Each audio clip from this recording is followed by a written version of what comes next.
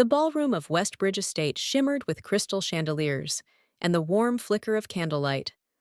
Laughter rang out over the gentle clink of champagne glasses as family friends and dignitaries gathered to celebrate Jordan and Harold Grayson's 40th wedding anniversary. Jordan, 60, wore a sapphire silk gown that brought out the fire in her eyes, elegant, poised, and every bit the matriarch her community respected. Her husband, Harold, 65, stood by her side like a portrait of devotion, smiling that polished grin he had perfected over the decades. But beneath the surface, something darker stirred. As the evening reached its peak, the MC handed Harold the microphone. The room quieted, waiting for a tender speech, an ode to love and time. Instead, Harold's voice cut through the hush like a blade. 40 years is a long time, he began, pausing, as if carefully choosing his words. And I have finally realized I never loved you, Jordan. Not one day. You were just convenient. Gasps erupted like a wave crashing over the guests. Jordan blinked her smile, cracking hands, gripping the edge of the table for balance. Daniel, their son, froze mid-sip. Eleanor, Jordan's younger sister, turned ghostly white. Conversations died instantly. Faces turned searching for some sign that it was a joke. But Harold stood firm, his eyes cold, his voice resolute. The silence was suffocating. Then slowly, Jordan stood. She took the microphone with hands that no longer trembled. Her voice, when it came, was calm but laced with something no one had ever heard from her before: fire. Convenient, she said, meeting Harold's eyes. If we are speaking truths tonight, then let us go all the way. Because I have carried a truth for 40 years that makes yours look small. Every head turned. Eleanor gasped audibly, her wine glass slipping from her fingers, shattering on the marble floor. The entire room leaned in, waiting breathless, as Jordan prepared to destroy every illusion they had ever believed about the Grayson family. And this was only the beginning. The silence after Jordan's declaration was deafening. For a moment, the ballroom seemed suspended in time. Guests stared in disbelief, some gripping the edges of their chairs, others frozen with half-raised glasses. Harold's smug expression, faltered eyes, narrowing as Jordan turned to face the crowd. Yes, Harold, she said, her voice gaining strength. I was pregnant when we married, but the child was not yours. A collective gasp swept through the guests. The air grew thick, electric with scandal. Eleanor, seated in the front row, buried her face in her hands. The father, Jordan continued, was James Carter, a man I truly loved. We were going to run away together, but days before our wedding, he was killed in a hit and run. Her voice cracked, but she held firm. My family forced me to marry Harold for the sake of appearances. And Harold, he needed a wife to secure his inheritance. Our marriage was a transaction. If you're still watching and your heart's racing, type yes in the comments and subscribe for more gripping stories like this one. Jordan's eyes swept the crowd. But what I did not know then was that James's death wasn't an accident. Harold had reasons to keep him quiet. James knew things about Harold's debts, his deals with dangerous men. He confronted him. Days later, he was dead. A sharp intake of breath came from Eleanor. Her hand trembled as she reached for her clutched tears running freely down her face. Jordan glanced at her, then returned to the crowd. Eleanor was there the night James died. She saw the car that hit him. She knows who was behind the wheel. Harold took a step forward, his face pale. You do not want to do this, he warned, but his voice lacked its usual conviction. Jordan turned toward him, unflinching. I have waited 40 years to say this. You murdered the man I loved. You stole my life, my freedom, and tonight I am taking it back. Whispers exploded across the room. Some guests stood, stunned. Others murmured frantically, trying to piece together the shocking puzzle. The illusion of the perfect marriage had crumbled. In its place stood truth, raw and jagged, held by a woman who had been silent far too long. And the most damning secrets, they were still yet to be revealed. The ballroom of the Willowbrook Country Club had never felt colder. The ruby-red roses that once symbolized love now seemed like props in a cruel play. Jordan's revelation echoed in the stunned silence, and all eyes shifted to Eleanor. Her shoulders trembled. Slowly, with the weight of decades pressing down, she rose from her seat. "I did not mean for this to go on so long," she whispered, her voice cracked but clear. "That night, I saw it. I saw everything." The room held its breath. Jordan took a step closer to her sister, her hand gently brushing hers, silently urging her forward. Eleanor swallowed hard. "I was leaving the factory early and took the back alley home. I saw James crossing the street, his bag slung over his shoulder. Then, Harold's car came speeding around the corner. He didn't slow down. He aimed. Gasps rippled like a wave through the crowd. Harold's jaw clenched, his composure crumbling. "You're lying!" he barked, voice rough with panic. But Eleanor shook her head. "I froze. I saw James's body. I heard the engine roar as Harold drove away. And I kept quiet. Because I was afraid. Afraid for Jordan, afraid for myself. And Harold made sure of that. He came to my apartment the next day. He threatened me." Jordan stepped forward, facing Harold with a fire in her eyes that hadn't burned in years. "You knew she was the only witness. That is why you kept her close. Why you kept me silent. But tonight, the silence ends." Her voice was steady, each word like a hammer to the facade Harold had built. "You stole James's life. You manipulated mine. And for decades you thought no one would ever know. But now they do." The tension in the room snapped like a taut string. Harold lurched toward Eleanor, shouting, "You traitor!" But two security guards intercepted him, wrestling him back. Eleanor let out a sob, clinging to Jordan as tears streamed down her cheeks. The guests were no longer silent. They murmured, pointed, and gasped, as if watching a play unravel into reality. And amidst the chaos, Jordan's voice cut through like a blade. "You said I was just convenient. But Harold, you were always the monster hiding in plain sight." She turned to the audience.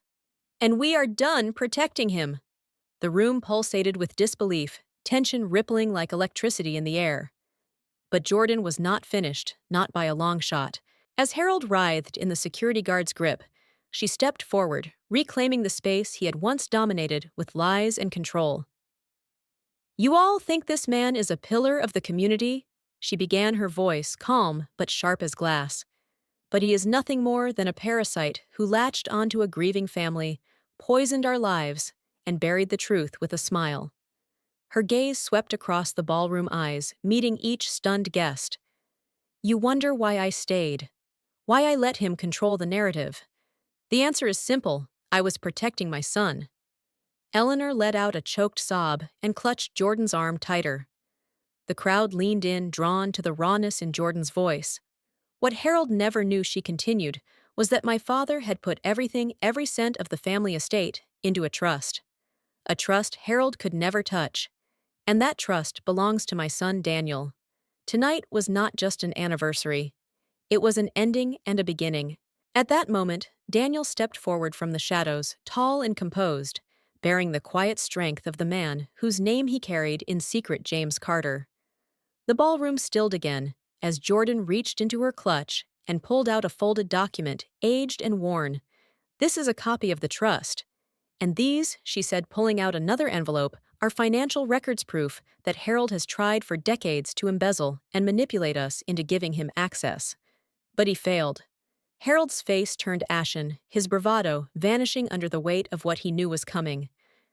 "You do not get to rewrite history anymore," Jordan said, voice rising. "We are done being afraid. We are done playing your game." The guests erupted into applause, a strange fusion of outrage, vindication, and admiration. The woman they once pitied now stood before them as a force of reckoning. If you believe the truth should always win, comment yes below, and subscribe to the channel to hear how this story ends, Jordan added, locking eyes with the camera. Just when the crowd thought they had heard it all, Jordan's voice softened and the room fell into a deeper silence.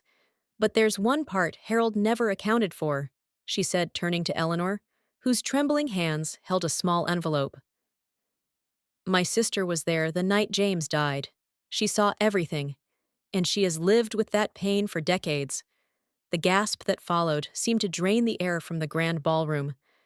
Eleanor, her face streaked with tears, stepped forward shakily. I I saw the car, she said barely above a whisper. It was Harold's. He sped up when he saw James crossing the street. It wasn't an accident. He meant to kill him. The words struck like lightning. Several guests clutched their chests, others exchanged horrified glances. Eleanor held up the envelope with both hands, as if it weighed 1,000 pounds. Inside are photos, a letter. Proof Harold confessed to me years ago, swearing me to silence because he said he would hurt Jordan and Daniel if I ever spoke. Her voice cracked on the last syllable. Harold thrashed against the guards, but his fight was gone. The mask had crumbled. What was left was a man cornered by his own guilt. "You're lying!" he barked, though his voice shook with fear. Jordan didn't flinch. "No. You lied. You told me you loved me, that you would protect our family. But all you ever did was protect yourself." She turned back to the crowd. "Harold murdered the man I loved, the father of my child, because James discovered Harold's financial crimes and threatened to expose him. It was not jealousy. It was self-preservation." The room was consumed by murmurs again, this time, with a different energy, righteous indignation. Jordan could feel the shift. The sympathy was gone. Now came justice. She looked at Daniel, who stood stone still, processing the weight of what his mother and aunt had finally unearthed. He did not cry. He did not speak, but his eyes locked with Harold's, piercing, unyielding, and full of a fury that promised more to come. From behind them, the sound of sirens pierced the night air. The police were here, and Harold's carefully built empire of lies was about to fall brick by brick. As the room reeled from Eleanor's confession and Harold's arrest loomed near, Jordan stepped back toward the microphone, her breath shallow but steady. "I told you this wasn't over," she said, voice low yet resolute. "There's still one more truth to unveil, one that ties everything together." The guests leaned in their curiosity, a quiet tide rolling through the ballroom. From her clutch, Jordan pulled out a weathered envelope. "James wrote this the night before he died. I've kept it hidden, unopened, for 40 years. He told me to read it only when I needed the strength to finish what we started." Her fingers trembled as she broke the seal. The parchment inside was fragile, but James's handwriting was bold. "My dearest Jordan," she began, her voice catching. "If you're reading this, I'm gone. I tried to protect you, but Harold is more dangerous than I imagined. He's not just drowning in debt, he's laundering money through your father's factory. I found the proof. It's hidden behind the third panel in the old storage room. Use it. Protect our son." A collective shudder ran through the crowd. Jordan glanced toward the officer near the stage, who nodded and stepped forward with a leather-bound ledger in hand. Daniel took it gently, flipping through the pages filled with dates, coded names, and financial transactions that painted a picture of Harold's criminal web. "This ledger," Jordan said, her tone cutting through the silence, "is the reason James died. Harold ran him down to keep this buried. But we dug it up." Midway through pause. "If you're still with us, comment yes below and subscribe to the channel to hear the rest of this wild, true story unravel." Jordan's eyes locked onto Harold one last time. "You didn't just destroy a man. You tried to erase a legacy. But tonight, we reclaim it." The police took Harold by the arms, and for the first time he looked truly defeated, not just arrested, but exposed. And while the worst of the storm had passed, Jordan knew there was one final truth yet to reveal. A promise. A love. A secret still folded in the letter's postscript. She would read it, but only when the moment was right. For now, the past was finished. But the future had just begun. Outside the grand hall, beneath a sky brushed with the blue of approaching dawn, Jordan stood still. The echo of applause still buzzed faintly behind her, but here in the quiet, everything felt real. Daniel held the leather-bound ledger tightly under one arm, and Eleanor, now calm but hollow-eyed, clutched Jordan's hand, as though anchoring herself in the moment. For decades, they had lived in a lie, wrapped in silk and silence. Now the mask was gone, and the world knew who Harold really was. "We did it," Daniel whispered. Jordan nodded, her eyes lifting toward the horizon. "Not just for us. For James." She reached back into her clutch and drew the second sheet of the letter, the postscript James had penned in trembling ink. If you find love again, take it. And if the world ever gives you a second chance, live it loudly. The words clung to her chest like armor. She turned to Daniel, her voice soft. You're the legacy he died to protect. Now we protect each other. Jordan took one last look at the Willowbrook Country Club, its chandeliers now dimmed, its secrets laid bare. The ruby-red roses, that once symbolized a false marriage, now marked a rebirth. Yet deep in her gut, she knew one thing remained. James's ledger was only the beginning.